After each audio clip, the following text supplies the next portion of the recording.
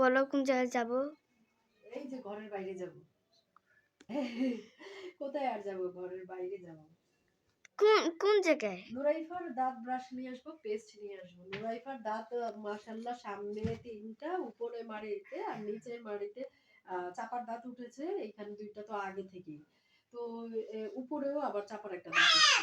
এগুলো মানে পরিষ্কার করাটা খুব জরুরি। ক্যাভিটিস আক্রমণ করবে না হয়। খায় তো নাই, হালকা পাতলা মাঝে মধ্যে দিলে খায়, সেটাই আর কি জীবাণু অ্যাটাক করবে, পরে দাঁতের জায়গা থাকবে না। এটা আর হচ্ছে গোসল করাইতেছি না যেহেতু প্রচন্ড শীত ঠান্ডা, এই জন্য আসলে ইয়ে করবো না, ওর গোসলের জন্য ব্যবস্থা নিচ্ছি না আপাতত। গরম পানির জন্য করে করে মানে ১ সপ্তাহের মধ্যে ২-৩ বার মানে করা হয়। এদিকে আবার ওই যে খায় না, খাবারের জন্য গরম পানি করে সেরেলাকের ব্যবস্থা অথবা দুধের ব্যবস্থা করতে হবে ইমিডিয়েটলি। এটা ও কিছুই খায় না। ওই যে ৬টা বয়াম কিনছি পুরো ভরপুর এখনো পড়ে আছে, খায় না।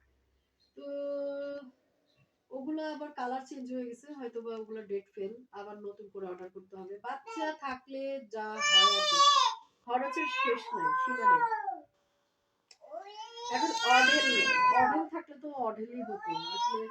আমরা জানি অনেক মানুষ সুন্দরভাবে টাকা পয়সা আয় করে, এক্সট্রা সঞ্চয় করে, আবার কিছু টাকা ব্যাংক ব্যালেন্স করে, আবার দেখা যায় যে তারা বাড়ি গাড়ি করার জন্য অনেক কিছু করে আসলে। তো আমাদের আবার সেটা না, আমরা দেখা যায় যে দিন খেয়ে দিন আনার মতো অবস্থা হয়ে গেছে। একজনের আয়ের উপর নির্ভরশীল, তো দেখা গেছে যে আমাদের ওই বাড়ি গাড়ি করার চিন্তা নাই। বর্তমানটা ভালোভাবে কাটাতে পারলেই এটা আল্লাহর কাছে মহা শুকরিয়া। কারণ ভবিষ্যৎ দেখেন, একটা চিন্তা করেন, আপনি ১,০০,০০,০০০ টাকার মালিক, হ্যাঁ?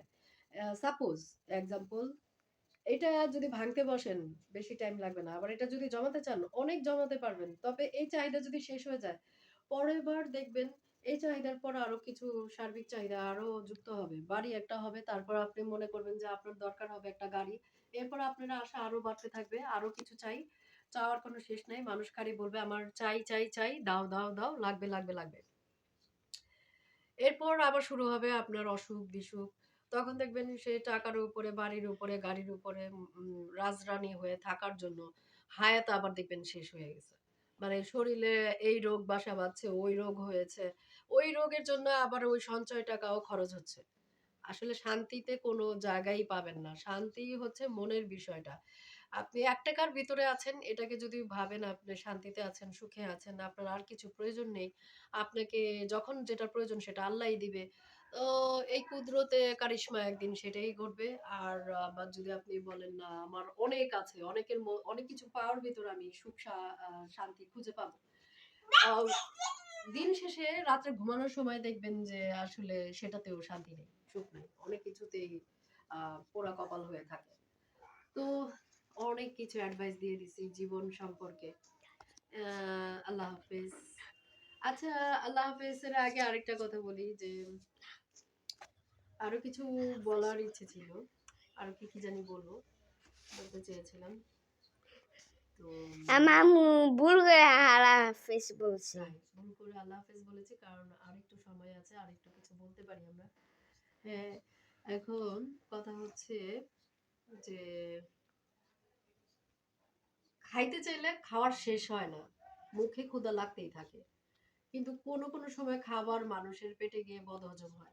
কোনো সময় মানুষের খিদার চাইতে বেশি খেয়ে ফেললে ওটা আসলে ওভারলোড নিতে পারে না, অসুস্থ হয়ে যায়। আবার যতটুকু প্রয়োজন অতটুকু মানুষ না পেলে অস্থির হয়ে যায়। আর সামান্যতম খালি রেখে অল্প কিছু খেলে শুকরিয়া করলে আর সেটা বরকতময় হয়। আর সেটা কিন্তু আল্লাহ এইতেই বেশি খুশি হয়। এটাই বলে দিয়েছে যে এক কোণা খালি রাখবা, এক কোণায় পানি রাখবা, আরেক কোণায় খাদ্য রাখবা। তো এইভাবে খেয়ে শুকরিয়া করবা। তবে সব কাজের আগে বিসমিল্লাহ বলবা। এটা হচ্ছে অনেক বেশি জরুরি কাজ। বিসমিল্লাহতে বরকতময় হয় সকল ক্ষেত্রে। না, আমরা বাইরে ভিডিও করব না। বাইরে যাচ্ছি, বাইরে গিয়ে পরে আরেকটা ক্লিপ আপনাদেরকে দেখাবো। এখন এই পর্যন্তই, ঘর পর্যন্তই।